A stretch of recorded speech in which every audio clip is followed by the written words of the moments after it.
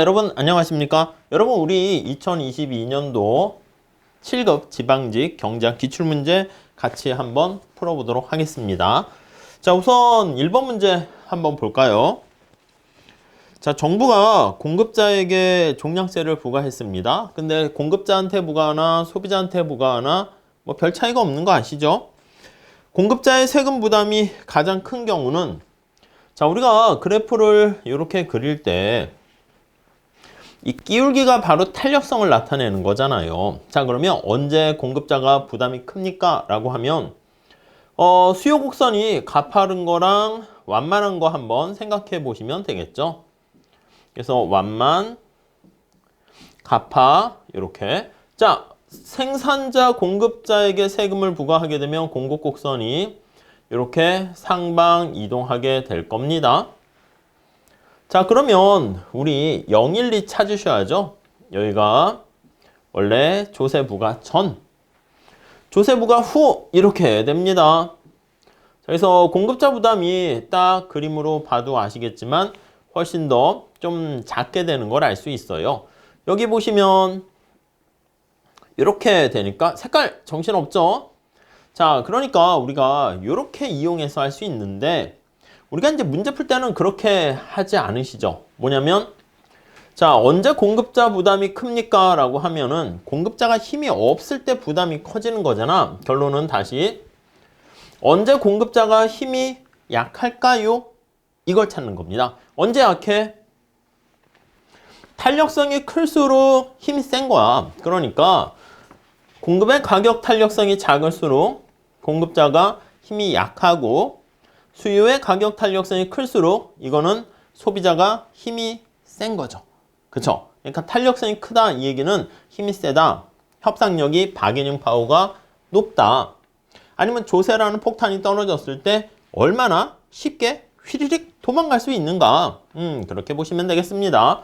자, 그래서 뭐 1번 쉽게 뭐 문제를 푸셨을 것 같습니다. 다음 2번 볼게요. 1번하고 사실 동일한 문제입니다. 단위당 5의 물품세를 생산자한테 부과했습니다. 보통은 뭐 이렇게 하긴 그런데 아무튼 1번과 2번 같은 문제라고 보시면 되겠어요. 자, 이건 직접 한번 살짝 계산해 보세요. 이렇게 되는 거예요. 자, 수요 곡선은 어떻게 직접 계산하는 건 아닙니다. P로 정리하면 이런 식으로 마이너스 1의 기울기가 되고요. 자, 공급 곡선은 이거 P로 정리하면 어떻게 돼? P로 정리하면 이 P는 10이 전리 넘어가요. 그럼 P는 자 2로 나눠줍니다.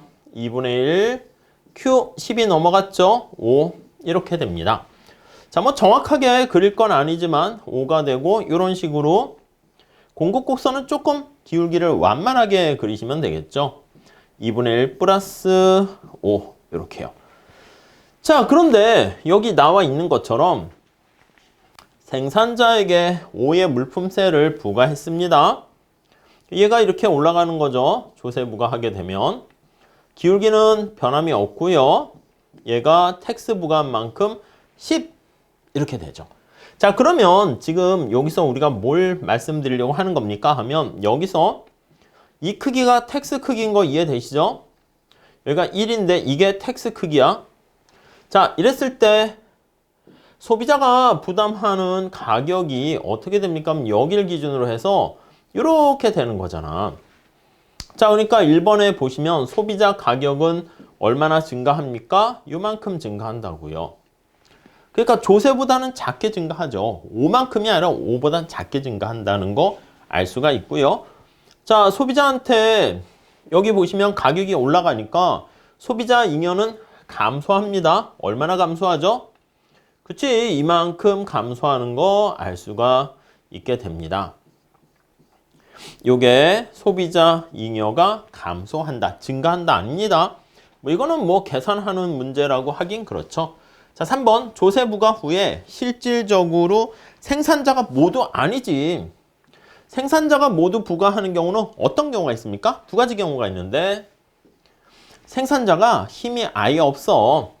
그래서 생산의 가격 탄력성이 빵이거나, 또는 아니면 생산자가 나름 말이야 내가 강호동만큼 씨름도 잘하고 힘이 세. 근데 소비자가 타노스야. 아이 그럼 뭐 소비자 뭐 타노스가 손가락 하나 튕기면 그냥 끝나잖아. 그러니까 수요의 가격 탄력성이 무한대인 경우 이렇게 정리하시면 되겠죠. 자, 이 경우는 여기 나와 있는 것처럼 이렇게 소거법 하게 되면 쉽게 4번 알 수가 있고요. 그리고 생산자가 아닌 소비자한테 부과해도 조세 수입뿐만 아니라 모든 효과는 다 똑같다 하는 거 알 수 있습니다. 여러분 조세 수입의 크기는 어떻게 돼요? 이게 거래량이 이렇게 줄어들었잖아. 요게 텍스인데 요게 바로 조세 수입인 거 아실 겁니다. 그 중에서 요게 소비자가 부담하는 거, 밑에가 생산자가 부담하는 거 그렇게 되는 것이죠. 뭐 이것도 난이도가 뭐 하라고 분류할 수 있겠습니다. 자, 다음 3번 한번 보겠습니다.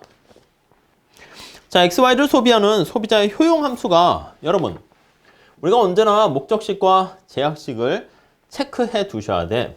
목적식이 바로 효용 함수죠.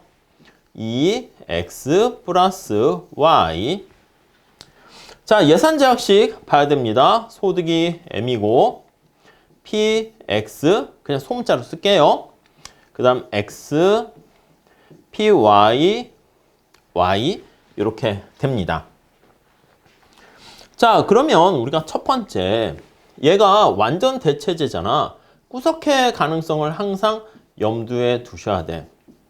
구석해가 되거나 아니면 예산선과 무차별 곡선이 겹쳐가지고 효용 극대화되는 선택점이 무수히 많이 발생하는 거야. 균형 수가 무수히 무한대 이렇게 두 가지 경우 보시면 되겠습니다. 자, 우선 MRS 어떻게 됩니까? MRS XY. 자, 분자는 X로 미분하니까 2, 분모는 Y로 미분하니까 1 이렇게 되죠. 자, 그 다음에 여기 PY분의 PX 그게 상대 가격인데 2분의 1이래. PY분의 PX는 2분의 1이래. 이렇게 됩니다. 자, 그러면 우리가 여기서 알 수 있는 게 뭐야? MRS가 더 크죠? 그러니까 이거는 무차별 곡선과 예산선이 겹치지 않습니다. 우리가 만약에 겹친다라고 하면은 여기가 X가 되고 여기가 Y가 될 때 예산선이 이렇게 생긴 거야. 이렇게 예산선입니다. 근데 무차별 곡선이 만약에 이게 겹치게 되면 이렇게 되는 거야. 그러니까 만약에 이 경우 있잖아요. 이렇게 균형의 수가 무수히 많이 되는 이런 경우는 이렇게 겹치는 경우 볼 수 있어요. 그렇지 않으면 구석해 보시면 되겠습니다. 자, 이 경우는 어떻게 돼요? 두 개가 다르잖아. 구석해라고. 그럼 여러분 이거 보고 바로 생각할 수 있죠? 뭘 생각해요? X를 더 많이 소비해야 됩니까? Y를 더 많이 늘려야 됩니까? X에 대한 한계 대체율이 큰 거니까 이 사람은 X를 증가시키고 Y를 감소시켜야 돼. 근데 이렇게 내가 선택을 변형시키더라도 X를 소중히 생각하는 정도가 변하지 않습니다. 이해 가시죠? 자, 그러니까 Y는 따라서 어떻게 되냐면 Y에 대한 소비량이 빵인 구석해가 됩니다. 이해 가시겠죠? 네, 그래서 이걸 푸는 거야. 그래프 안 그려도 되겠죠? 여기 보시면 살짝 그러면 그려볼까요? 예산선의 기울기가 2분의 1이니까 이렇게 완만하게 돼 있는 거야. 요 안에서 내가 선택할 수 있는데 자, 무차별 곡선이 2니까 가팔라 이렇게 돼서 어떻게 된다? 여기가 바로 구석해 이렇게 되는 것을 확인할 수 있겠죠. 자, 그래서 정리를 해보면 맞는 것 찾습니다. 완전 대체제지 완전 보완제는 효용함수가 이런 식의 꼴이 돼야 됩니다. 자, 그러니까 1번 틀렸고 자, 소비자가 효용을 극대화하기 위해서는 Y제를 소비하지 않아야 한다. 이게 뭐야? 구석해라는 거지. Y의 소비량이 빵이다. 그렇게 맞습니다. 이건 뭐 맞으니까 넘어가도 되겠죠. 한계 대체율은 일정합니다. 여기 나와 있는 것처럼 2분의 1로 일정하다. 이렇게 보시면 되겠고 무차별 곡선이 우항하는 직선으로 일정하죠. 4번 소비자가 효용을 극대화하기 위해서는 소득 전체를 Y 아니요 X에만 지출해야 되는 것이지 이렇게요. 그러니까 사실은 딱 보면 2번하고 4번이 충돌되니까 둘 중에 하나가 정답이다 라는 것도 눈치채실 수가 있어요. 그러니까 시험 볼 때 채시라는 뜻이 아니라 요게 틀렸으니까 이게 맞구나. 그래서 자기가 답을 쓴 게 이게 자가 검증하는데 활용할 수 있겠습니다. 자, 다음 4번. 환율 결정 이론 중에 하나인 구매력 평가설에 대한 설명으로 옳지 않은 것은 틀린 것 찾는 거예요. 자, 일물일가 법칙의 기초 맞습니다. 어떤 하나의 상품에는 하나의 가격만 매칭이 돼야 되는 겁니다. 그러니까 일물 다가가 뭐야? 가격 차별 아니겠습니까? 그러니까 완전 경쟁 시장과 비슷한 거야. 완전 경쟁 시장은 그러니까 무역 장벽이 존재하면 안 돼. 그래서 무역 장벽이 존재하는 국가의 설명이 적합하다? 아닙니다. 자, 구매력 평가설은 여기 보시면 하나의 물건에는 하나의 가격이 결정된다라는 그 측면에서 우리나라의 빅맥이 미국의 뭐 4달러다. 우리나라 4,000원인데 그럼 그거 환율 요게 바로 구매력 평가설 PPP 뭐 이렇게 표현을 하는 것이죠. 맞고요. 다음 4번. 자, 구매력이 양국이 동일하다면 국내 제품과 해외 제품의 상대 가격은 일정하다. 그쵸? 상대 가격으로 표현하는 어떻게 보면 요거 실질 요게 변화가 없네요. 네, 뭐 쉬운 얘기가 될 것 같고요. 다음 5번 볼게요. 자, 요구불예금에 대한 법정 지급 준비율이 5%고 개인들은 발행된 화폐를 모두 은행에다가 예금합니다. 그러니까 현금 보유가 빵이 되는 거야. 그럼 승수 어떻게 계산을 할 수 있나요? 원래 이제 기본적인 승수가 몇 가지 있죠. 근데 이렇게도 쓸 수 있고요. 이렇게. 근데 요거 보시면 이게 뭐죠? 현금 보유 비율인데 이렇게 공식을 쓸 때는 어떻게 됩니까? 얘는 현금, 예금, 비율 이렇게 표현합니다. 자, 그럼 현금, 예금 비율이다 라고 하면은 앞에 거부터 읽게 됩니다. C, 그리고 예금, 데파짓, 캐시 이렇게 보시면 얘를 소문자 C, 이렇게 얘는 대문자라고 보시면 되겠습니다. 네, 그래서 간단한 승수를 이용하시게 되면 Z가 어떻게 법정 지급 준비율이 5%니까 0.05분의 1. 자, 그러니까 여기 10억 원의 현금이 발행됐어요. 그렇게 되면은 여기 나와 있는 것처럼 이게 얼마야? 20 아닙니까? 그래서 20을 곱해준 200억 이렇게 보시면 되겠습니다. 자, 이것도 약간 복잡하게 꼬진 않았고 간단하게 제시된 문제 알 수가 있겠습니다. 다음 볼까요? 자, 두 재화에 대한 소비자의 선호를 나타내는 무차별 곡선이 있는데 한 재화의 가격 변화 효과는 소득 효과랑 대체 효과로 나타낸다. 이에 대한 설명으로 옳지 않은 것은 자, 1번에 열등제와 기펜제의 가격 효과는 모두 음이다? 아니요, 여러분. 저기 기펜제는 열등제일 수 있고 열등제가 아닐 수도 있어요. 이렇게 한번 해볼까요? X에 대한 수요 함수가 다양하게 표현할 수 있는데 이게 제일 심플하긴 하죠. X의 가격, Y의 가격, 소득 M 이렇게 있습니다. 자, 우리 상식에 통하는 대체 효과는 어떻게 됩니까? X의 가격이 하락하면 얘는 언제나 이렇게 성립한다니까 X의 소비량이 증가한다니까 대체 효과 이렇게 이게 마이너스라고 표현하는 건 뭐냐면요. 얘 증가했는데 왜 마이너스입니까? 그게 아니라 충격이 가격이 충격 줬는데 그게 여기 X와 부호가 반대 방향이잖아. 그러니까 부호가 반대 방향이라고 하면은 마이너스 이렇게 보시면 되겠습니다. 자, 그런데 여기 X의 가격이 하락했을 때 실제 소득이 증가하는 거 아닙니까? 원래는 얘네들 변하면 안 된다니까. 근데 얘가 이제 변해. 예산선 영역이 넓어져서 실제 소득이 증가하는 거야. 이때 정상제면 어떻게 돼? 정상제면 X의 소비량이 증가해요. 요렇게. 소득이 증가했으니까 이게 정상제면 이해 가시죠? 그러면 이거 플러스일까요? 마이너스일까요? 이 옛날에 싸웠어. 얘가 증가했고 얘가 되니까 플러스 아니냐? 했는데 야, 얘 이전에 얘가 증가한 이유는 얘부터 시작했으니까 처음 원료 시초가 얘는 떨어졌는데 제가 증가했으니까 요거 우리 소득 효과 이렇게 하는데 떨어졌는데 제가 증가했으니까 이게 마이너스다 이렇게 되는 거죠. 이 정상제 이렇게 되는 겁니다. 오케이? 이해 가시죠? 자, 그리고 요거 두 개 합한 걸 우리가 뭐라 그런다? 요거 두 개를 합한 거 이렇게 이 총효과죠. 이거를 우리가 가격 효과다. 지금 마이너스가 서로 반대 방향으로 가는 건데 둘 다 증가했잖아. 가격이 하락했을 때 둘 다 증가했는데 같이 증가하니까 얘도 마이너스. 요거 괜히 곱하기 하거나 그러시면 안 됩니다. 같이 증가하는 걸로 나타냈어. 가격이 하락할 때 두 가지 힘에 의해서. 자, 이거는 기본 강의 때 제가 많이 말씀드리니까 그걸로 잘 좀 체크하세요. 문제 찾을 때는 여기 보시면 답 찾을 때는 기펜제는 뭐야? 수요 법칙의 예외라며. 그래서 가격을 반영한 일반적인 수요 곡선입니다. 마샬의 수요 곡선이 원래 우하향해야 되는데 얘는 우상향한다니까.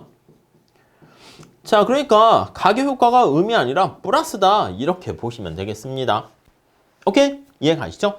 그리고 이 대체 효과는 아시겠지만 정상제이던 열등제이던 기펜제이던 모두 똑같습니다. 그래서 제가 대체 효과를 뭐라 그래? 저는 상식이 통하는 효과다 이렇게 얘기를 하는 것이고요. 소득 효과가 제가 뭐라 그럽니까? 삐딱선이 효과가 여기서 발생해. 그래서 저렇게 기펜제라든가 아니면 나중에 뒤에 보시면 이번엔 안 나왔지만 노동 공급 곡선이 후방 굴절한다거나 그런 건 전부 다 삐딱선이 효과 때문에 소득 효과 때문에 발생한다 이렇게 보시면 되겠습니다. 자, 그 정도 정리할게요. 다음 갈게요. 7번 볼까요? 자, x제 한계 효용이 y고 y의 한계 효용이 x래. 자, 언제나 우리 예산선 주어져 있죠. 효용함수가 어떻게 주어졌는지 모르겠지만 여러분들 열심히 공부하신 분들은 이거 콥더글라스 효용함수구나 알 수가 있어요. 그래서 요런 꼴이 되는 거죠. 자, 그러면 우리 여기서 x에 대한 한계 효용은 y고요. y에 대한 한계 효용은 x고요.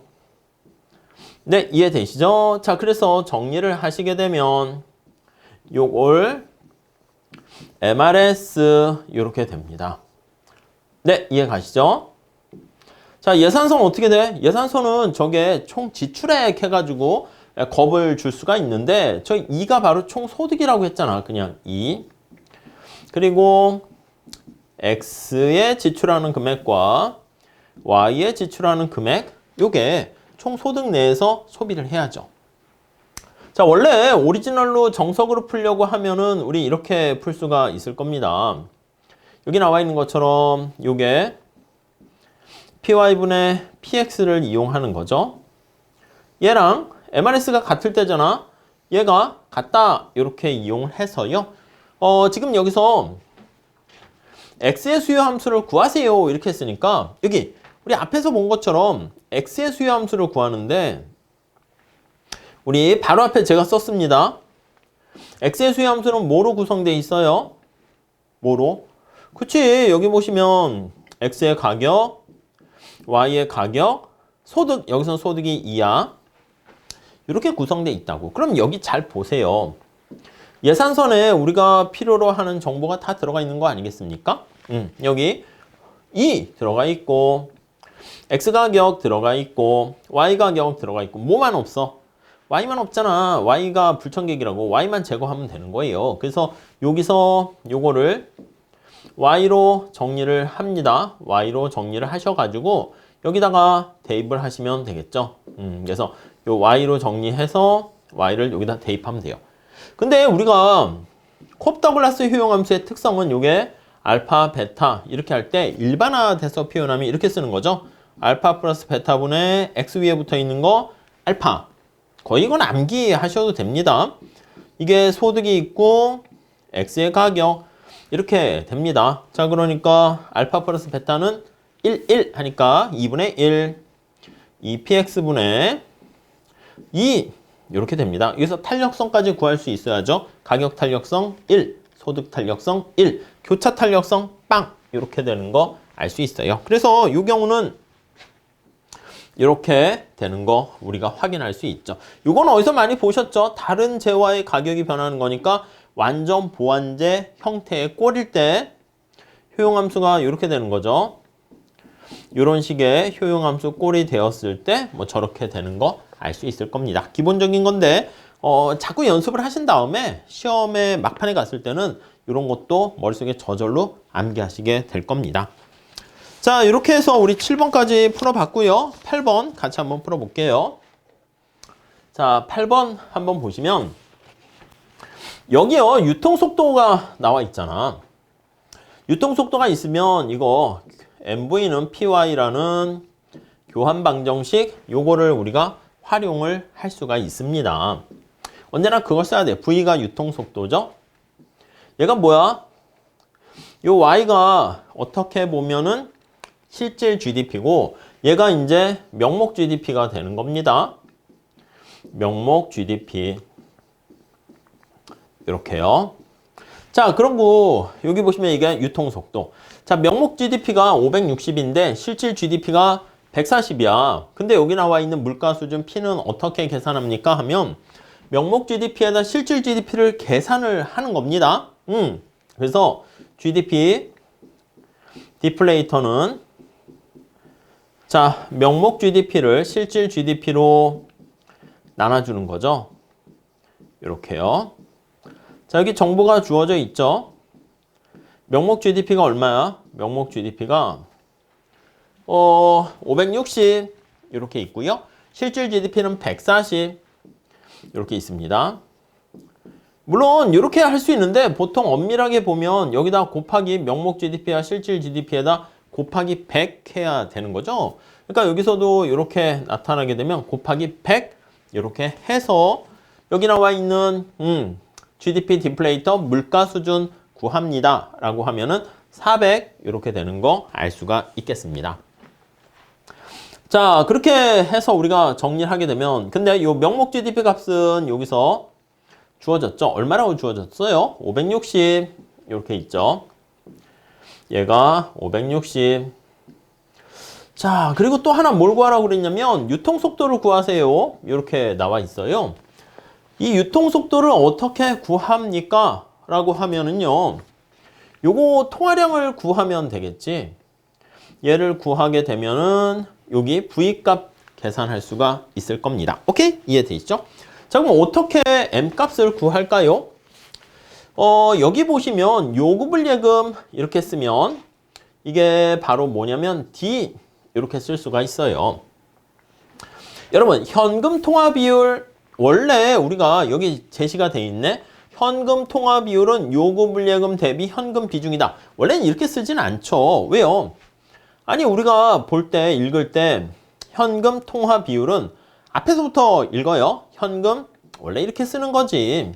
분모분의 분자. 그래서 원래 C, M분의 C, 통화량분의 C 이렇게 쓰고 요거를 꺾어서 이렇게 쓰고 앞에 거부터 이렇게 해서 현금 통화 비율 이렇게 쓴단 말이에요. 그래서 원래는 이걸 현금 통화 비율은 이렇게 얘기해야 되는데 우리 문제에서는 현금과 요구불 예금 대비 현금 비중이다 이렇게 얘기했습니다. 이건 뭐야? 요구불 예금이 D라고 그랬잖아. D분의 C 이거를 현금 통화 비율이래. 원래는 경작에서 우리 기본서나 교수님들 책에선 이걸 뭐라고 읽냐면 현금 예금 위에 거부터 읽으라니까 현금 예금 비율 이렇게 하죠. 현금 예금 비율. 근데 요게 이제 말이 없었으면은 우리가 요렇게 해서 풀어야겠네 할 수는 있는데 근데 여기는 요렇게 정리한다 그랬으니까 요걸 이용하는 겁니다. 얘가 뭐라고 그랬습니까? 현금 통화 비율 이렇게 쓰기로 했는데 0.4래. 0.4라고 합니다. 자, 그런데 위에 보시면 요구불 예금이 200 이렇게 주어져 있어요. 200 이렇게 주어져 있네. 자, 그럼 C값 구하시면 되겠죠. 그럼 요거 200 곱하기 0.4 하니까 80 이렇게 될 거예요. 자, 그러면 C값이 80 이렇게 구한 거 알 수가 있고요. 요거 80. 자, 우리의 목적이 뭐라고요? 우리의 목적은 M값을 구하세요. 이렇게 되는 거야. 자, 우리 통화량은 어떻게 구합니까? 할 때 이 공식 있잖아. 승수 공식 할 때 하죠. 우리가 보통 본원 통화 대비 통화량이 얼마나 증가합니까? 이렇게 해서 비율로 나타내서 간단한 승수 이렇게 표현을 한다고요. 그래서 통화량은 양쪽에 C가 다 들어가 있어요. 그래서 현금 더하기 그 다음에 저기 나와 있는 예금 이거고 본원 통화는 어떻게 됩니까? 현금 더하기 R이라 할까요? 지급준비금 이렇게 Z라 쓰기도 하고요. 이렇게 표현됩니다. 그러니까 우리가 M값을 구하셔야 되는데 이 M값은 여기 있는 것처럼 현금 80 그리고 예금 200 이렇게 돼서 280이다 이렇게 정리를 하시면 되겠습니다. 그래서 M은 280 이렇게 되고 얘 좀 딱 떨어지게 해놨네. 그래서 승수는 2 이렇게 보시면 되겠어요. 자, 그래서 답은 4번. 이게 이제 좀 자체 시험장 가면 이게 머리가 잘 안 돌아가다 보니까 이게 뭐지? 해서 당황할 수 있는데 늘상 제가 말씀드리는 것처럼 이게 머리를 말랑말랑하게 해 주셔야 되겠습니다. 자, 그 다음 9번 볼게요. 자, 솔로 모형에서 경제가 황금률보다 적은 자본을 갖고 있습니다. 자, 우리가 솔로 모형 살짝 그림을 보시면 자, 얘가 Y는 FK 이렇게 되는 거 아니겠습니까? 그리고 요거 두 개가 평행할 때 이때 1인당 소비가 가장 극대가 되는 것이죠. 자, 여기입니다. 여기 이렇게 자, 그러면 여기 나와 있는 것처럼 저축률이 어떻게 돼야 됩니까? 여기를 지나가야 돼요. 이렇게 지나갈 때 S, FK 이렇게 되는 거죠. 이해 가시죠? 얘는 뭐야? 얘는 뭐 인구, 감가상각 뭐 그냥 요거만 이따 할게요. K 이렇게 됩니다. 자, 그러면 여기 나와 있는 것처럼 요게 1인당 소비가 가장 극대되는 1인당 자본량을 우리가 골든 룰 하에서의 1인당 자본량 이렇게 얘기를 해요. 자, 그러면 여기다가 살짝 보시게 되면 너무 이쪽으로 왔는데 1인당 소비는 어떻게 됩니까 하면 여기에서가 극대가 되고 다시 이렇게 떨어지게 되는 거 알 수가 있어요. 이렇게 그쵸? 자, 여기 뭘 얘기해요? 1인당 소비 이렇게 되는 거야. 여기가 이제 가장 1인당 소비를 극대화하는 점이죠. 자, 황금률에 대한 얘기인데 지금 황금률보다 지금 적은 자본을 갖고 있대요. 지금 상황이 어디에 있는 거냐면 여기에 있는 거라고 할게요. A점이라 할게요. 그러면 우리가 A점 상황에서는 1인당 자본이 부족한 거야. 이렇게 부족한 거야. 여기 연결해도 되고 이것도 균제 상태입니다. 균제 상태인데 지금 1인당 자본량이 부족한 상태입니다. 이렇게 돼 있는 거야. 그래서 저축이 부족한 거야. 저축을 증가시켜야죠. 여기에 맞춰가지고 이렇게 증가시켜야 돼. 그러면 1인당 자본량이 증가해요. 그래서 황금률 수준으로 가게 될 텐데 지금 현재 상태에서 보시면 A점에서 저축을 증가시켜야 됩니다. 저축률을 증가시켜요. 증가. 여러분 생각해 보세요. 내가 지금 현재 저축을 갑자기 팍 증가시키게 되면 아니 우리가 번 소득이 있잖아. 저축을 증가시키면 1인당 소비는 어떻게 돼? 바로 떨어져요. 떨어져. 그래서 우리가 이렇게 그린 거 우리 기본서 다시 보세요. 시간이 있는데 여기가 이제 1인당 소비가 극대되는 그 어떤 상태가 되면 시간이 감에 따라서 지금 현재 이 상태야. 꼭 여기는 아니죠. 근데 여기 어느 시점에 있으면 저축률을 증가시키게 되면서 현재 소비가 팍 떨어지게 됩니다. 팍 떨어져요. 떨어졌다가 점차 이렇게 쭉 올라가게 되는 거 알 수가 있을 겁니다.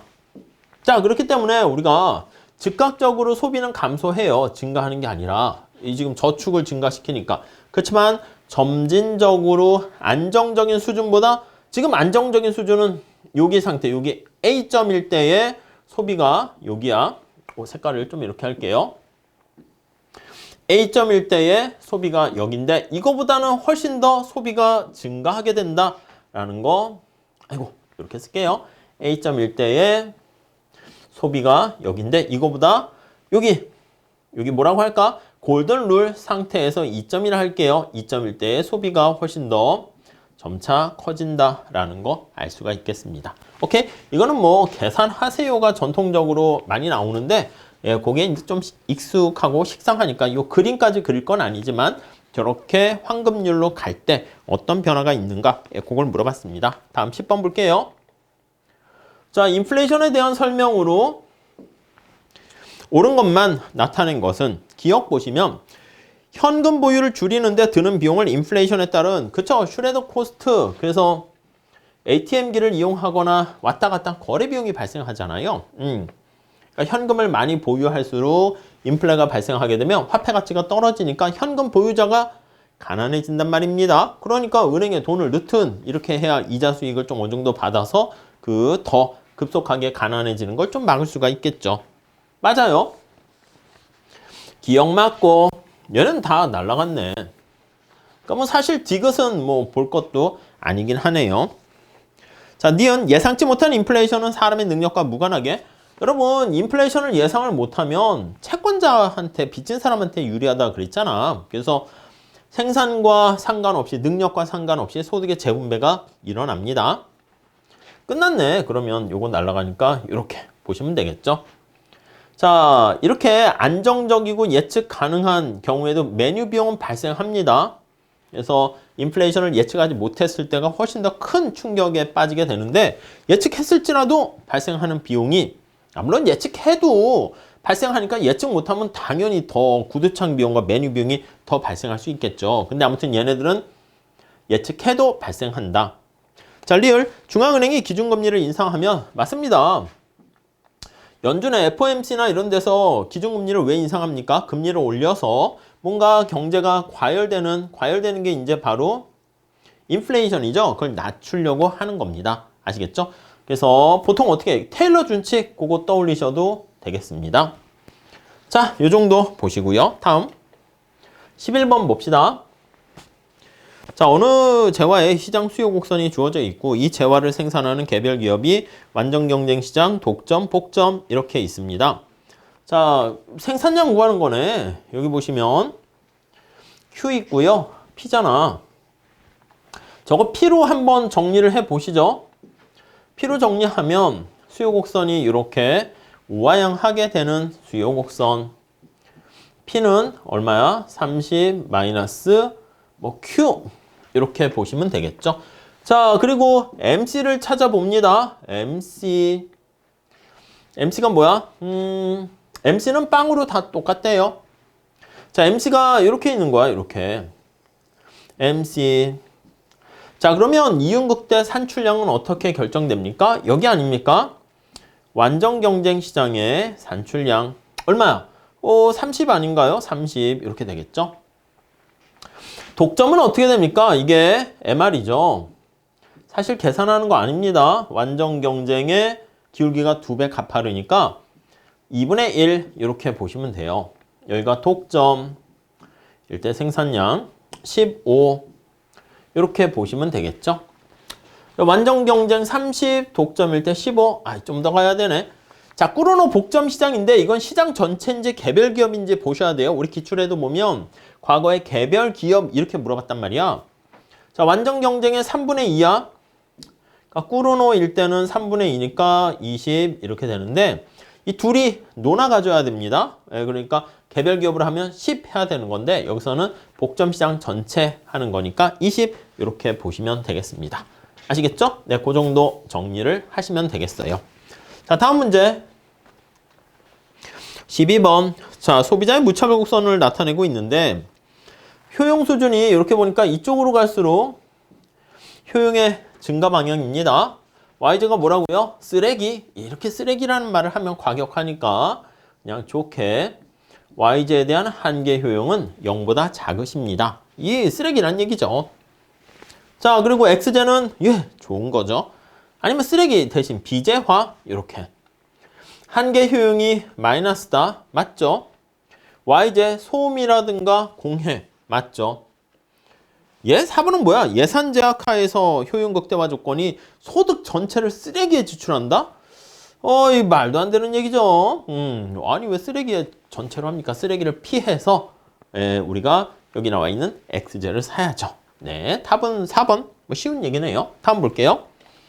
자, 13번. 올해의 실질 이자율이 3%고 명목 이자율이 6%입니다.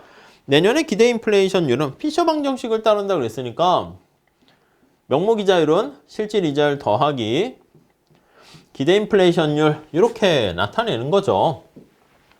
완전 똑같은 건 아니고 약간 엇비슷하게 어림짐작 갖게 되는 뭐라고 할까? 우리가 대충 하는 관계식이 되겠어요. 자, 명목 이자율이 6%, 실질 이자율이 3%. 요거네. 기대 인플레이션율은 얼마요? 3%. 뭐 그냥 요거 푸세요.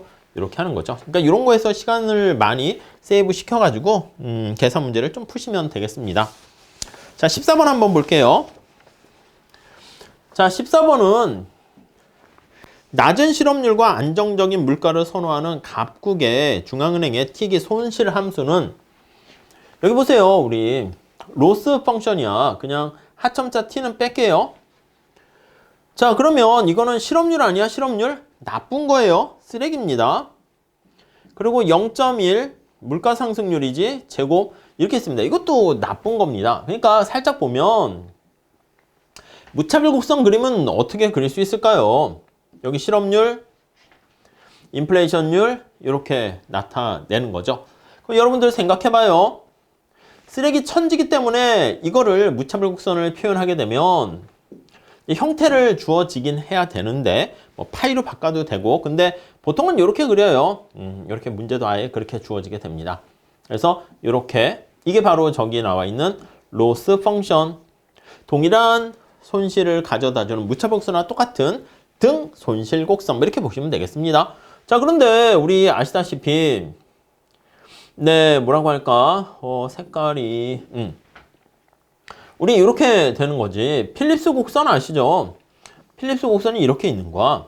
필립스 커브. 자, 그러면 우리가 이제 스토리는 여기서는 물어보진 않았지만 스토리가 어떻게 흘러가는가라고 하면 여기 선택할 수도 있고 여기 선택할 수도 있고 여기 선택할 수도 있어. 근데 필립스 커브가 예산제약식이라고 생각하시면 돼요.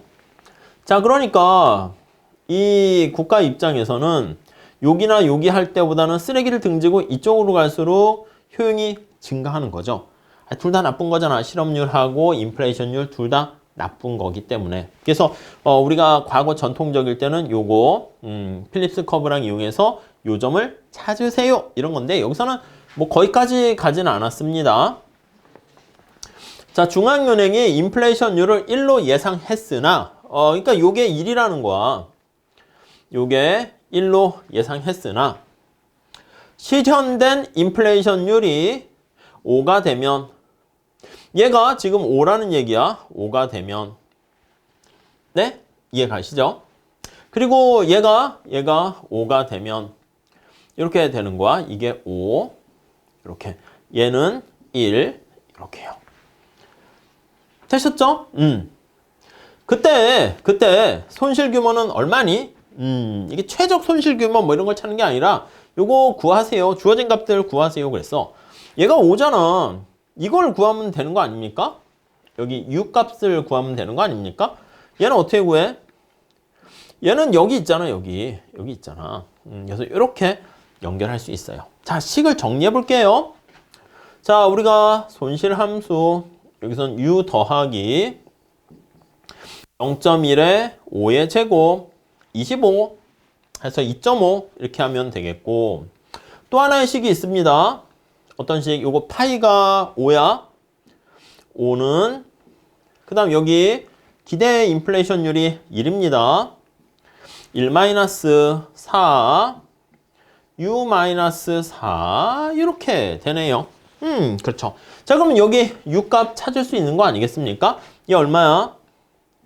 얘 3 이렇게 나오게 되는 거지. 여기다 3 이렇게 넣으면 되는 거죠. 그러니까 3 더하기 2.5 이렇게 표현을 하게 되면 5.5 이렇게 나옵니까? 예, 이렇게 정리를 하시면 되겠습니다. 요거 잘 보셔야 됩니다. 손실 함수 아주 유명한 거예요. 다음 15번 갑국과 을국에 엑스제를 독점 생산하는 기업이 있습니다. 우리 이런 그림 떠올리십니까? 한계 비용 일정한 거 가지고 뭐 현대자동차가 자동차를 생산합니다. 자, 두 나라의 두 시장에 내다 팔아요. 갑고 AB로 하면 좀 좋을 텐데 갑이라고 쓸게요. 그리고 MR이라고 써야죠. 한계 수입 이렇게 되는 겁니다. 자, 그래서 여기 보시면 MR 이렇게 을구 MR 을구 네, 이해되시죠? 자, 그러면 우리가 멀티마켓 시장 얘기하는 거잖아. 어쩔 때 최적이 돼? 요거 두 개 같을 때 이해 가십니까? 또 얘도 같아야 돼. 그러니까 다시장 독점일 경우에는 다공장 독점도 잘 체크하세요. 여기 부분을 우리가 봤을 때 똑같다. 뭐 MC까지 같게 해서 푸는 문제도 있어요. 자, 그런데 요거 MC와 지금 여기서는 가격을 지금 물어보고 있잖아. 언제나 우리가 기억하셔야 될 게 독점인데 탄력성이 나왔다. 그러면 떠올려셔야 될 게 아로 공식입니다. 아로 공식. 아로 공식 아시죠? 아모로조 로빈슨 공식이야. 그래서 그냥 줄여서 아로 공식 이렇게 할게요. 자, 그러면 이거는 MR, 이거 어디서 도출되는 거 이해되십니까? 저 위에서 도출돼요. 저 위가 뭔데? TR은 PQ. 여기서 우리가 도출되는 거야. 그래서 어떻게 이거 됩니까? 이 변화율로 표현하는 거지. 이해 가시겠죠? 그래서 두 가지 공식이 여기서 도출됩니다. 자, 이걸 변화율로 표현하는 거 체크해 보시면 될 것 같고요.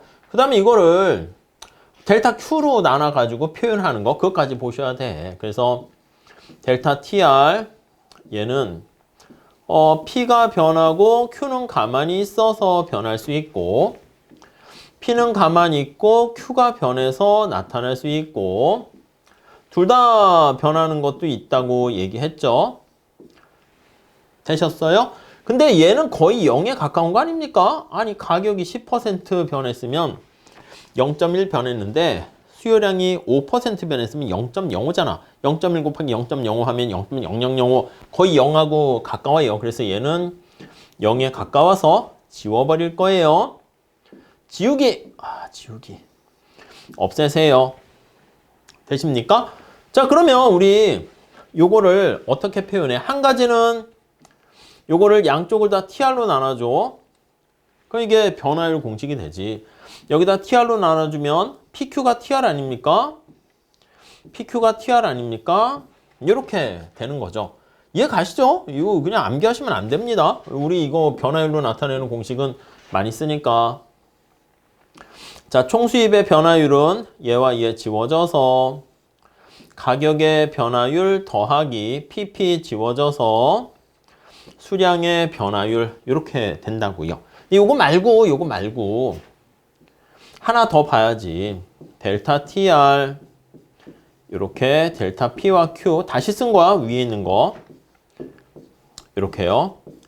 자, 이번엔 뭐로 나눕니까 하면 요거를 델타 Q로 나눠주는 거야. 델타 Q로 나눠주는 겁니다. 델타 Q로 나눠주는 겁니다. 이해되시겠습니까? 왜 델타 Q로? 아니, 여기 보시면 이거 MR을 찾아내려고 그래. MR이 뭐야? 이게 MR이지. 그쵸? MR은 자, 얘는 델타 Q 지워지잖아. 요거 느낌이 뭐 탄력성 있지 않습니까? 탄력성. 그래서 여기다가 P를 나눠주고 P를 더해주고 하면 탄력성 공식하고 비슷하게 돼. 그래서 여기 보시면 이렇게 끄집어냅니다. 이거 탄력성이 역수인 거 보이시잖아요. 그러니까 PP 양쪽에 있어요. 그러니까 P를 빼고 1 마이너스 붙여서 우리가 계산하니까 탄력성분의 1 이렇게 되는 거죠. 결론은 그냥 아르 공식 아세요? 이거예요. 네, 여기다 대입하세요. 독점일 때 탄력성은 무조건 아르 공식 떠올리셔야 됩니다. 자, MR 값은 다시 정리할게요. 이 두 개 똑같아야 되는데 P 값 얘다 1 값의 탄력성분의 1 얘도 그대로 곱니다. P 을은 1 을의 탄력성분의 1 이렇게 되는 것이죠. 이해되시죠? 자, 주어진 값 한번 볼게요. 자, XJ에 대한 수요의 가격 탄력성의 값이 2이고 얘가 1에 2 그리고 을이 3이래요. 얘가 3 이해되시죠? 자, 그리고 이 기업이 갑국에서 X를 1200원에 팔았대.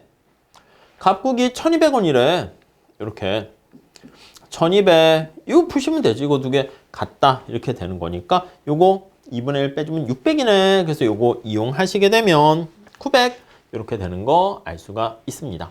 뭐 아르 공식 그냥 바로 써서 계산하시는 거예요. 제가 설명을 위해서 살짝 더 말씀드렸고요. 자, 다음에 16번. 어느 폐쇄 경제 국가의 거시경제 모형에서 완전고용 국민소득이 6,800이래. 완전고용 국민소득을 달성시키기 위한 정부 지출의 증가분은 여러분 이거 얘기하는 거죠. 요게 국민소득. 여기는 이제 총수요 관련된 여러 가지 변수가 있어요.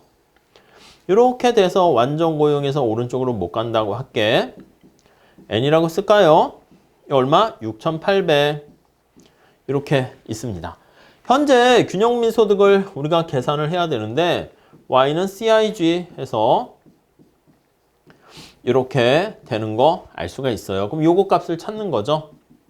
요게 현재 균형국민소득 요걸 찾는 겁니다. 자, 그러면 우리한테 필요한 거는 요거 두 개 요만큼의 차이가 얼마나 되니? 이게 GDP 갭 이렇게 볼 수가 있고요. 그 다음 이만큼 증가시키기 위해서 얘를 디플레이션 갭이죠. 우리가 정부 지출을 증가시킨다 할게요. 정부 지출을 얼마나 증가시키니? 요 관계식 물어보는 겁니다. 자, 그러면 어떤 관계식이 성립해요? 그치, 승수배만큼 커지는 거잖아. 그래서 정리를 하면 델타 Y는 승수배에다가 델타 G 이렇게 되는 거 알 수가 있게 되겠죠. 자, 그래서 여기서 승수 구할 수 있는 거 아니겠습니까? 승수가 어떻게 돼? MPC가 0.9잖아. 그러니까 다시 요거 식을 정리하면 이렇게 할게요. 델타 G, 델타 Y, 얘는 승수인데 이게 1 한계 소비 성향분의 1 이렇게 되는데 저기 뭐 비례세 이런 거 없으니까 그냥 한계 소비 성향이 0.9 아닙니까? 그래서 1 0.9분의 1 하면은 승수는 10. 그러니까 정부 지출을 증가시키면 국민소득은 10배 효과가 있다라는 거 알 수 있어요. 그러니까 요 델타 Y 값, GDP 갭 값만 우리가 계산하시면 되겠죠. 아무튼 요걸 알려면 이건 6,800 있으니까 얘를 구하는 거지. 균형민소득은 어떻게 구합니까? 요거 이용해야지. Y는 C, I, 이거 직접 풀어보세요. G, 폐쇄 경제니까 수출 수입 없어요. 자, C 집어넣습니다. 0.9 Y-T 바로 넣을게요. 300 요거 더하기 플러스 300 여기까지가 소비야. 더하기 I 200 그 다음에 G가 얼마야? 300 이렇게 계산을 할 수가 있겠죠. 되십니까? 그러면 여기 Y 있잖아. 여기 Y 이렇게 있어서 정리를 해보시죠. 이게 전리 넘어가니까 0.1Y는 이거 계산하시죠. 불러 하면 5,300 나옵니까? 그래서 이렇게 정리를 불러 해서 하면은 5,300 이렇게 나와요. 그럼 요거 차이가 얼마야? 델타 Y가 1,500 이렇게 되는 거 알 수가 있죠. 6,800에서 5,300 빼면 되는 거잖아요. 자, 그렇기 때문에 어떻게 돼? 국민소득을 증가시키면 10배 효과가 나타날 것이기 때문에 이렇게 1,500의 효과가 된다라고 하면 10배 효과가 되는 거니까 여기 나와 있는 정부 지출은 150 이렇게만 증가시키면 10배 효과로 1,500 증가하게 되는 거 알 수가 있습니다. 뭐 기본적인 문제죠. 네, 다음 볼게요. 재고 투자에 대한 설명으로 옳은 것만 모두 고르면 우선은 재고 투자도 이거 GDP에 포함됩니다. 뭐 중간 생산물이든 뭐든 당연히 포함되는 것이고, 그리고 재고 투자가 총 국내 총 자본 형성에 포함된다. 이 투자라는 것입니다. 재고 투자도 투자에 포함된다. 그 뜻이야. 그러니까 기업과 디귿은 다 똑같은 말이에요. 뭐 그러니까 기억 디귿 있어야 되니까 사실은 답을 이렇게 4번으로 해서 니은 잘 몰라도 답은 고를 수 있게 해주긴 했어요. 요 생산 평탄화라는 재고 투자는 뭐냐면 투자에 영향을 미치는 요인들 뭐뭐 있습니까? 투자에 영향을 미치는 요인들. 우선 첫 번째 이자율, 소득 수준도 있고 아니면 뭐 소득의 증가율, 증가 크기 요것도 있고 토빈의 큐 이런 것도 있고 뭐 정부의 여러 가지 투자 촉진 정책, 뭐 텍스 이런 것도 있을 수 있겠고 그다음 이제 중요한 게 뭐가 있어요? 불확실성 아닙니까? uncertainty 이거라고요. 그래서 이제 불확실성과 관련해 가지고 얘가 투자에 어떤 영향을 미치는가 이렇게 할 때 두 가지 얘기를 하게 됩니다. 하나는 설비 투자가 있어요. 설비 투자. 네. 딕시트와 관련된 사람들은요. 게임 이론 그 이론을 이용해 가지고 설비 투자해서 이미 저질렀어. 다시 이거 취소 못 시키잖아. 그렇기 때문에 불확실성이 커지게 되면 괜히 엄청나게 자동차 반도체 공장을 지으려고 했다가 아이고 이거 괜히 했네. 이렇게 되니까 오히려 어떻게 한다? 좀 관망하는 거야. 그러니까 불확실성이 커질수록 설비 투자가 감소하는 거. 요거 이제 옵션과 관련한 모형이다. 이렇게 얘기를 하고요. 또 하나는 저기 나와 있는 것처럼 재고 투자와 관련해서 얘는 뭐가 되는 거냐면 아니 불확실성이 커지게 됐다가 갑자기 수요가 막 변동하다가 물건을 사려고 주문이 왔는데 내가 생산 공급 못하면 문제가 발생하잖아. 그렇기 때문에 여기 나와 있는 것처럼 생산을 평탄화시켜서 유지하려고 하는 거야. 갑자기 주문이요 했는데 주문을 자동차를 막 100대를 한꺼번에 생산하게 되면 우리 당연히 한계 비용이 올라가게 되는 거니까 어떻게 돼? 그럼 부담이 커진단 말이야. 그러니까 미리미리 그냥 주문이요 했을 때 아이 납품을 해야지. 요즘 자동차 같은 거 여러분들 주문하면 1년 기다리고 해야 된대. 그럼 고객들도 다 돌아설 뿐만 아니라 비용도 많이 들고 하니까 재고를 유지하려고 노력하게 됩니다. 그게 바로 재고 투자다. 불확실성이 커지면 이때는 재고는 상황에 맞춰서 좀 올라갈 수가 있긴 하겠죠. 그래서 아무튼 그러한 방법이 재고 투자 이론 이렇게 보시면 되겠습니다. 자, 그 정도 보시고요. 넘어갈게요. 자, 다음 18번 볼게요. ISLM 모형에서 IS와 LM에 대한 설명으로 옳지 않은 것은 여러분 IS 곡선의 기울기는 한계 소비 성향이 클수록 완만하다. 이해 가십니까? 1번 어떻게 돼? IS 식을 도출할 때 어떻게 도출해요? 공식 암기하지 마시고 우리 책에도 보론으로 공식 나와 있긴 한데 그거는 최후에 알면 뭐 좋긴 한데 그냥 IS 곡선 도출되는 거 요렇게 좀 생각하시죠. 아셨죠? 이게 좀 어렵거나 부담이 크면 저도 안 해요. 그냥 암기하세요 하는데 그렇게 어렵지 않습니다. 자, 이자율이 떨어졌어. 투자가 증가합니다. 그래서 소득이 증가해. 여기까지는 뭐 그대로 오케이. 자, 근데 여기 나와 있는 것처럼 한계 소비 성향이 어떤 애에 따라서 소득이 증가하면서 소비가 이렇게 증가해. 그러니까 얘가 또 이렇게 증가하죠. 이거 말고요. 다시 한번 써볼게. Y는 이렇게 할까? 어차피 똑같이. C 한계 소비 성향이 크다라고 할게요. R, G 이렇게.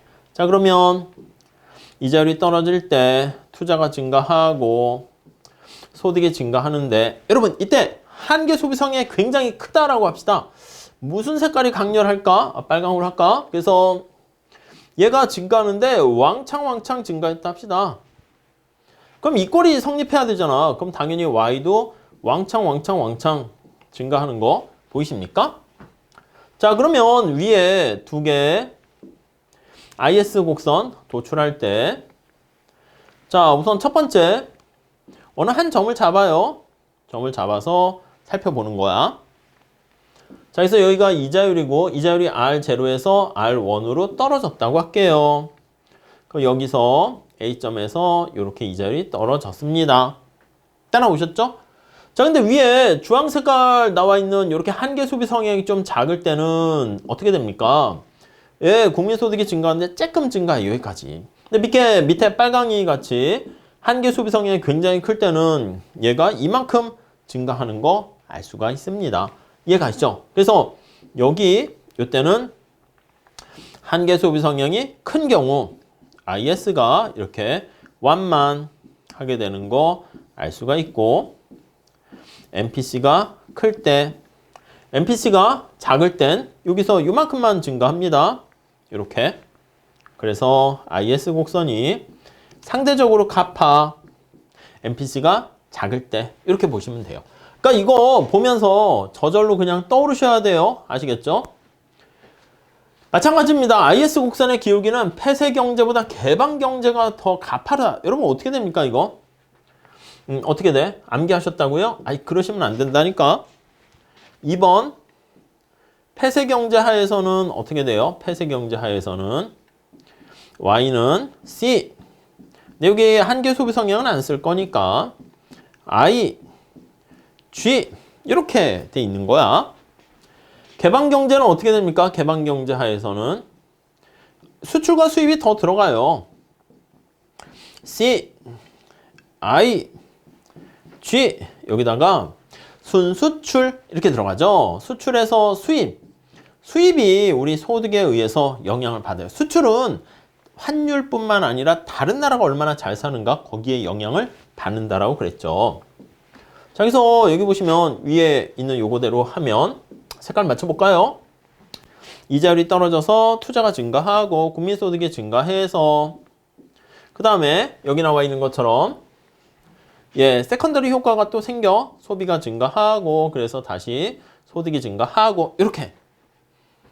자, 그런데 여기 얘가 달라붙었어. 그럼 나머지 다 똑같은데 요거 한번 해볼게요. 색깔을 다른 뭐가 있을까? 색깔도 늘 한계가 있네요. 자, 얘가 증가하게 되다 보니까 얘가 여기에 영향을 미쳐. 이해 가십니까? 나머지는 똑같아서 안 했어. 여기에 영향 미치니까 소득이 증가하면서 수입이 증가해. 그러니까 이게 마이너스잖아. 그러니까 이렇게 해서 내려가요. 얘를 깎아먹어. 소득을 깎아먹어. 그러니까 이게 증가하는 게 마이너스가 되는 거니까 얘를 깎아먹는다고. 그러니까 위에랑 비교하면 위에 거에서 이게 깎아먹는 게 생긴단 말이지. 그래서 폐쇄 경제하에서는 이렇게 있었으면 개방 경제하에서는 수입 증가로 해서 국민소득이 줄어드니까 이렇게 더 가파르게 된다라는 걸 알 수가 있습니다. 오케이, 이해 가시죠? 자, 여기서 2번도 맞고요. 3번. 투기적 화폐 수요를 중시하는 케인즈 학파는 그렇지. 케인즈 학파는 LN 곡선이 극단적으로 유동성 함정하에서는 수평이 될 정도로 이렇게 완만한데 투기적 동기 화폐 수요를 강조해서 그렇다. 그러니까 사실 1, 2, 3 요게 다 맞아서 4번이 틀렸죠. 4번도 한번 볼게요. 화폐 공급이 외생적으로 될 때랑 같이 비교하는 건데 요거 한번 살짝 눈도장만 찍어 주시죠. 그냥. 자, 우리 이렇게 한번 해볼까? 화폐 수요 공급.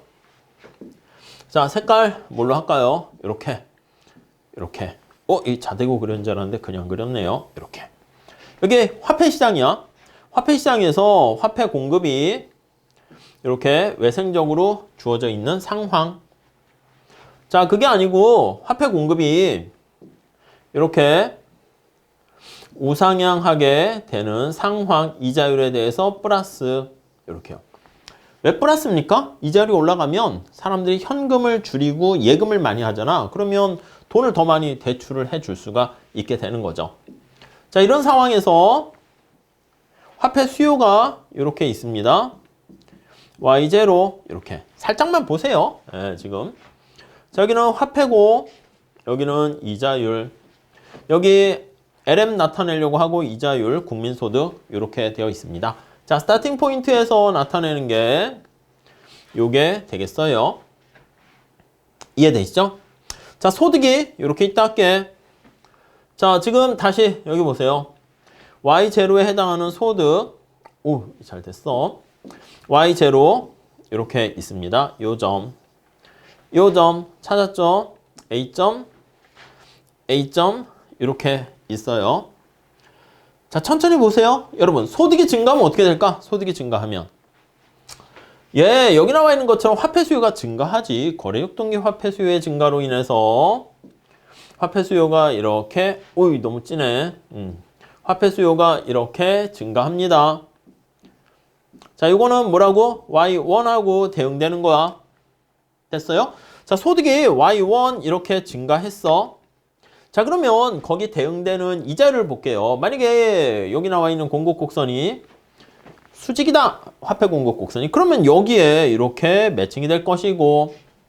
근데 그게 아니라 여기 나와 있는 것처럼 이렇게 여기에 가깝게 되면 여기에 연결될 거야. 이해되십니까? 여기 뭐라고? 여기 나와 있는 게 지금 화폐 공급 곡선이 우상향 하잖아. 뭐라고 쓸까? 내라고 쓸게요. 내생적. 그러니까 여기야, 여기. 내생적. 이자율이 여기까지 R래 이렇게 되겠죠. 그리고 외생적인 경우에는 여기라니까. 여기. 외생적. R 외 하니까 여기까지. 여기잖아, 여기. 외생적. 이렇게.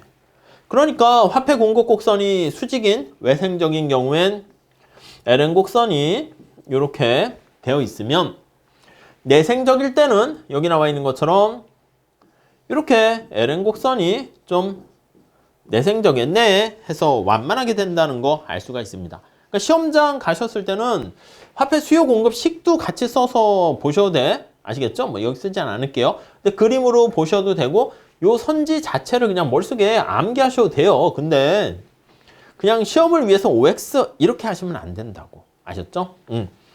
자, 그래서 뭐 식 써가지고 더 보셔도 됩니다. 그것도 한번 생각해 보세요.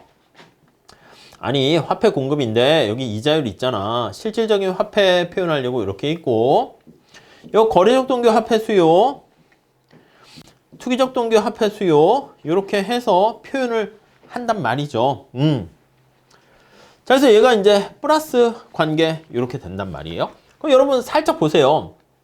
안 하려고 그랬는데 자꾸 하게 되네요. 자, 이것처럼 소득이 올라갔다 해볼게. 소득이 올라갔어. 그럼 이쪽이 어떻게 돼? 이쪽이 올라가지 않습니까? 소득이 올라가면 여기 거래역 등기 화폐 수요가 커져. 그럼 부등호가 이렇게 되겠죠.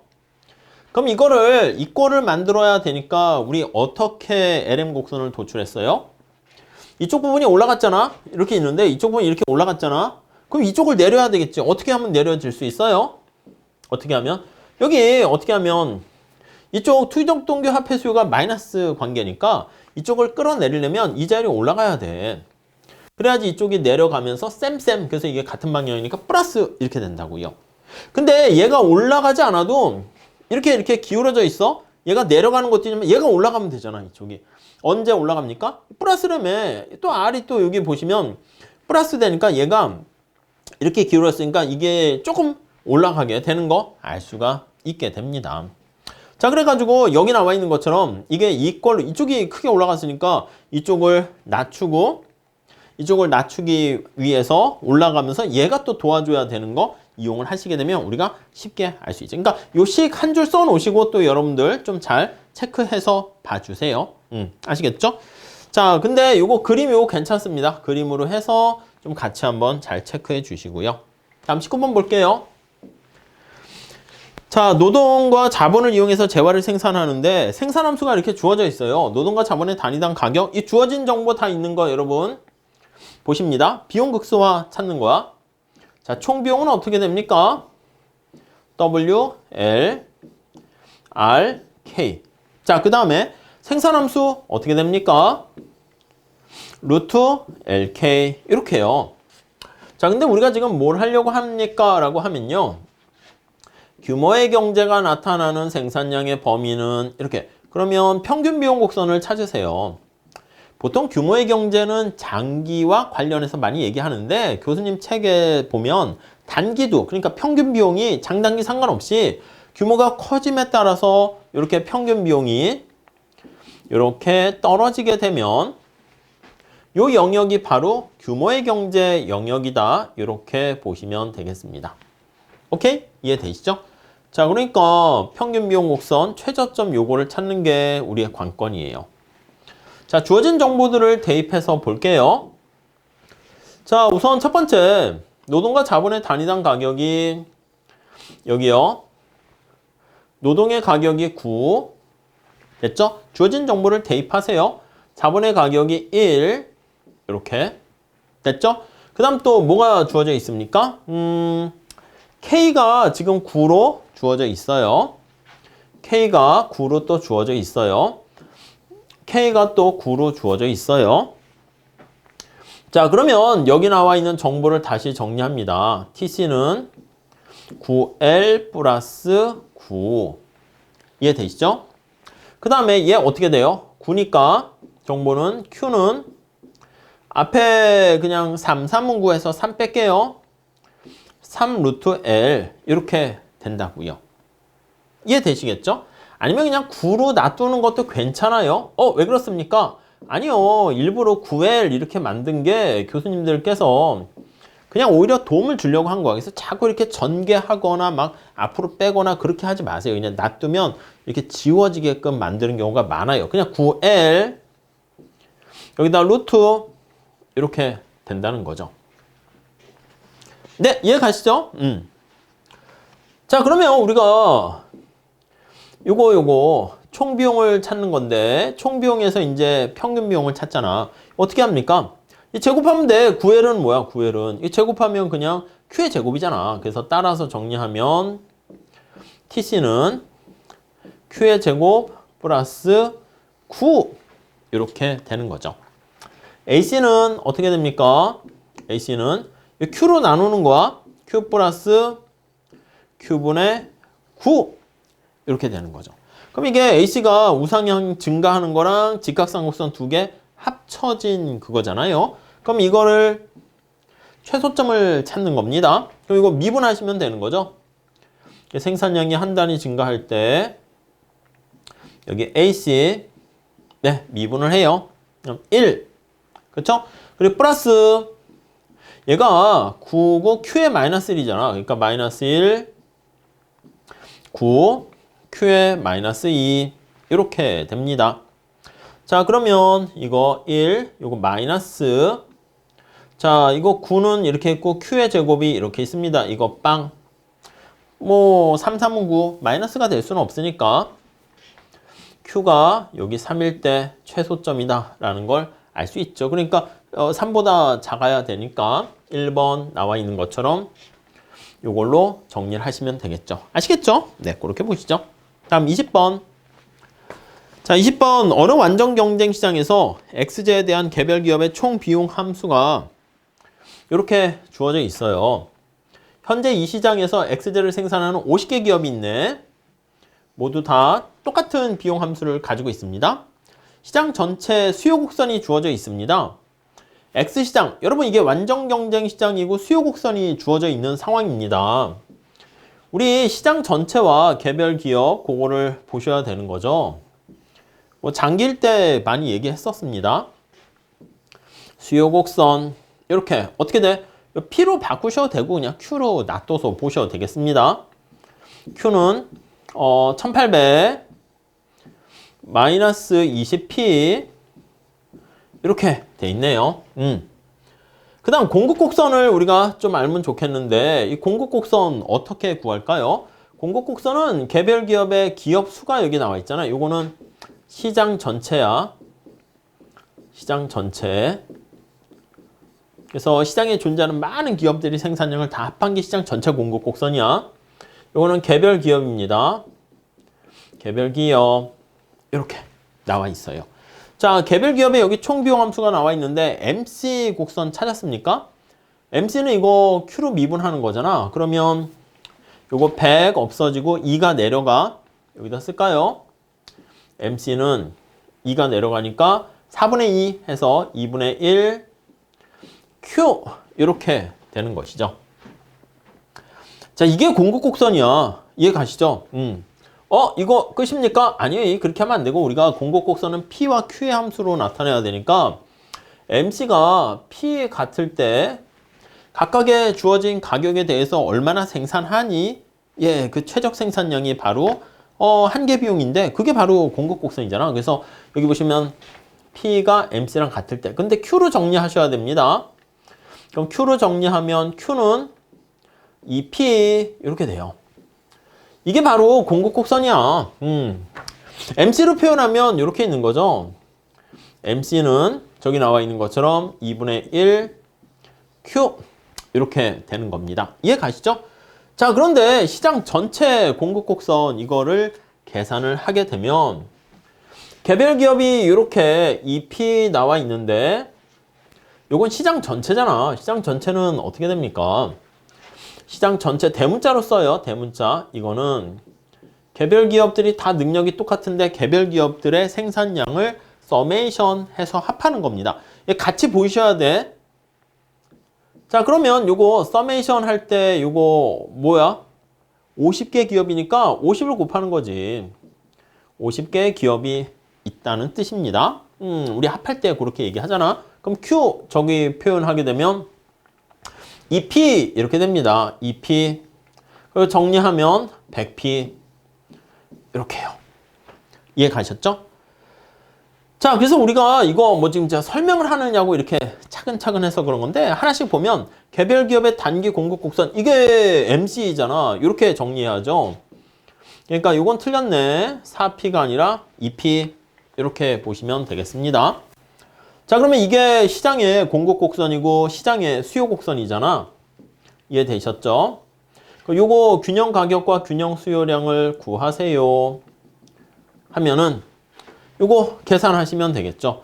QS는 100P 이꼴 이렇게 정리가 되는 거 알 수가 있어요. 그래서 계산을 해보면 여기가 1500 됩니까? 1500 되는 것 같은데 1500 이렇게요. 자, 그래서 이게 1500 되는 것이기 때문에 그래서 여기는 15 이렇게 보면 되겠네. 자, 그래서 시장의 균형 가격은 10이 아니라 15. 네, 그래서 2번도 틀렸고 3번은 단기적으로 신규 기업이 진입할 요인이 있을까? 그럼 이게 이윤이 플러스인가 아니면 마이너스인가 제로인가 그걸 보셔야 돼. 자, 근데 뭐 그거 하기 전 단계에서 우리가 기업들의 진입과 퇴출이 허용되는 장기에서의 시장 균형 가격은 15냐? 그거를 지금 보는 거야. 여러분 15가 이렇게 되어 있는 상황이잖아요. 이렇게 되어 있는데 아유 색깔을 좀 그렇게 됐네. 좋아요. 이걸로 하시죠. 이렇게 지금 되어 있는 건데 여러분 평균 비용 곡선이 어떻게 생겼는가 우리가 한번 체크를 한번 해보도록 하겠습니다. 자, 그래서 우리가 여기 보시면 평균 비용 곡선 여기 보시면 TC 이렇게 있잖아. 개별 기업의 AC는 AC는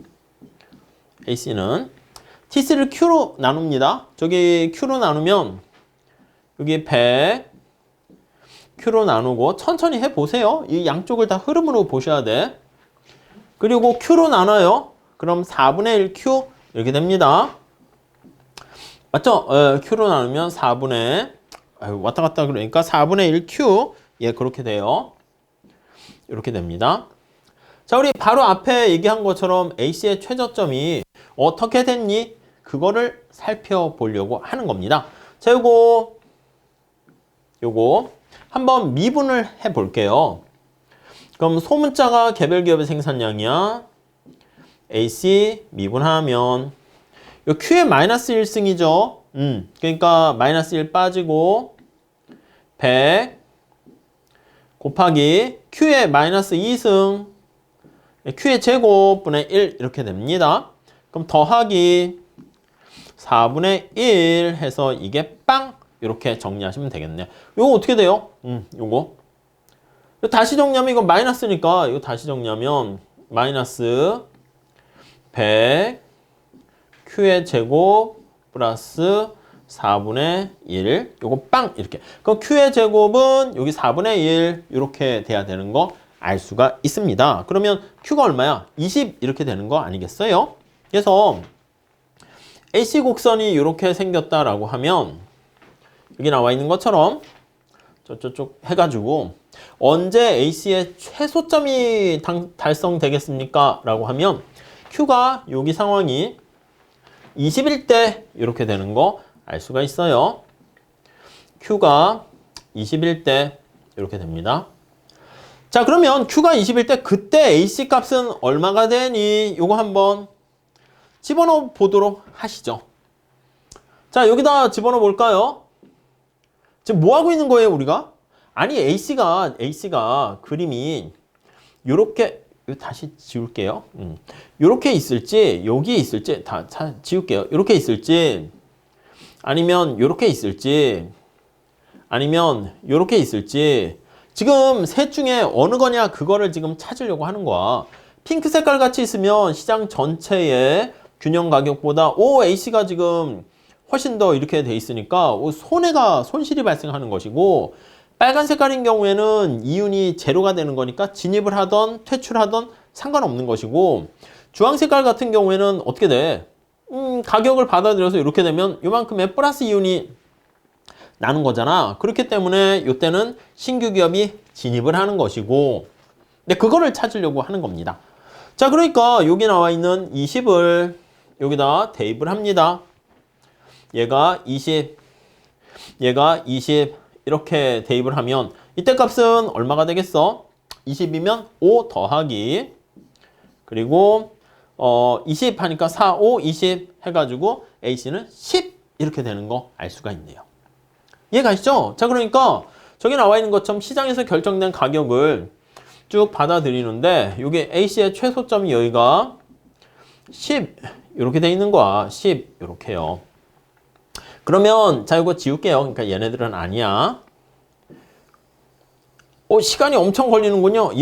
그냥 그나마 시간 걸리는 문제 하나 골라라 하면 요 20번이 그래도 난이도가 있는 문제, 이렇게 보시면 되겠죠. 자, 그래서 시장에서의 가격이 15로 주어지게 되면, 그러면 나는 얼마나 생산해? 여기서 생산한다고. 점점점점 이렇게. 이해 가시죠? 그럼 그때는 여기가 10이니까 그때는 요만큼 AC가 이거야. AC가 단기 AC, 장기는 이제 최저점이 될 거니까 우선은 그냥 AC라고 하시죠. 그러니까 이렇게 되니까 여기 나와 있는 것처럼 단위당 요만큼의 플러스 이윤을 얻게 돼요. 이해 가시죠? 지금 현재 가격. 그래서 여기다 정리하면 P가 15일 때,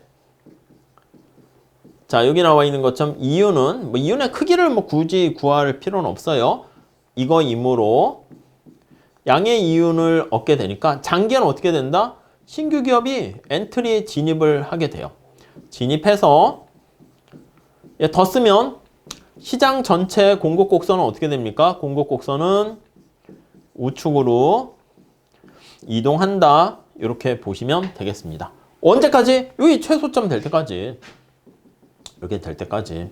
그래서 우측으로 공급 곡선이, 색깔을 좀 다른 색깔로 할게요. 자, 그래서 우측으로 이렇게 이동을 합니다. 이렇게. 진입을 한다는 거지. 그래서 언제까지 될 때 됩니까? 그럼 이렇게 돼서 여기 될 때까지, 10이 될 때까지 진입을 하게 되는 거 알 수 있어요. 그래서 여기 보시면 진입이 이루어진다. 이렇게 보시면 되겠습니다. 자, 그래서 이렇게 장기 시장의 균형 가격은 여기 해서 AC 긴 하지만 요거 최소점의 장기 평균 비용 곡선 지나게 돼서 되는 거 알 수가 있는 15는 아니겠습니다. 답은 3번 이렇게 정리를 하시면 되겠습니다. 자, 이렇게 해서 우리가 좀 차근차근 문제를 좀 풀어봤습니다. 그래서 시험 문제가 이상한 게 나왔다기보다는 약간 ISLM에 난이도 있는 거 조금 집어넣긴 했고요. 그리고 손실 함수 좀 집어넣었고요. 완전 경쟁 시장에서 개별 기업과 시장 전체 그걸 좀 활용하는 거 좀 냈으니까 그런 것들 유의해 보시면서 잘 체크 정리해 주시면 다음에도 이 정도 나오면 쉽게 100점 또는 1개 이렇게 해서 방어할 수 있지 않을까 하는 생각을 해봅니다. 자, 여기서 마치도록 하겠습니다. 감사합니다.